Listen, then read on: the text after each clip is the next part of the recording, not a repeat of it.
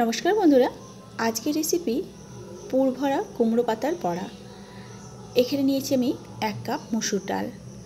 সবার থেকে প্রথমে ডালটাকে ভালো করে একটু ধুয়ে নিতে হবে। 2-3 বার জল পাল্টে পাল্টে আমি ডালটাকে ভালো করে ধুয়ে নেব।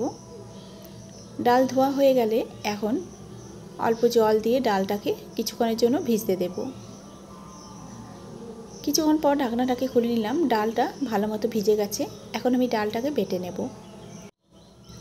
ডাল বাটার মধ্যে দিয়ে দিলাম স্বাদমতো নুন, দেব হলুদের গুঁড়ো, লঙ্কার গুঁড়ো, আর এখানে আমি দেব 2 চামচের মতো চালের গুঁড়ো। চালের গুঁড়োটা দেওয়ার ফলে এই বড়াটা খেতে আরও বেশি মুচমুচে হয়।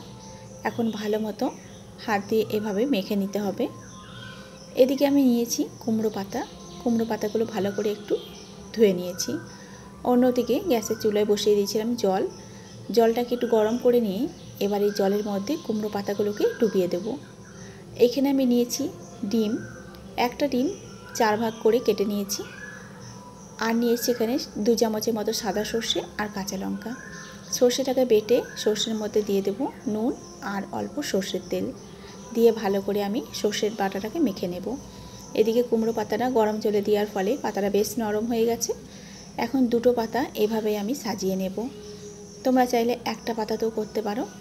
এবার ডিমের যে টুকরোটা সেই ডিমটা এর মধ্যে দিয়ে এর উপর আমি কাঁচা লঙ্কা আর সর্ষে বাটাটা দিয়ে দেব। একটু ঝাল ঝাল খেতে হবে। উপর থেকে আরও একটা কাঁচা লঙ্কা দিয়ে দিলাম একটু সর্ষের তেল। এবার দেখো পাতাটা ঠিক এইভাবে করে মুড়ে নিতে হবে। এক পাশটাকে মুড়ে নিলাম, দিয়ে আগে থেকে যে ডালটা বেটে রেখেছিলাম সেই বেটে রাখা ডালটা পাতার মধ্যে এইভাবেই আমি দিয়ে দেব। দিয়ে আবার একটা পাতা এইভাবে মুড়ে নেব। তোমরা যেভাবেই মুড়তে চাও সেভাবে মুড়ে নেবে। আর উপর থেকে এই মসুর ডালের বাটাটা দিয়ে দিতে হবে। এতে করে বড়াটা খেতেও মুচমুচে হবে আর পাতাটা খুলবে না।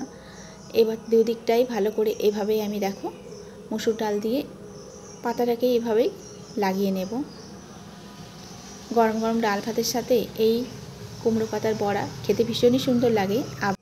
আবার শুধু শুধু সসের সাথেও খেতে ভালো লাগবে। উপর থেকে আরও একটু ডাল বাটা আমি দিয়ে দেব। পুরো পাতাটার মধ্যেই এইভাবে ডাল বাটা লাগিয়ে নিতে হবে। দুপাশটা দেখো খুব ভালো মতো করে আমি এইভাবে লাগিয়ে নিয়েছি।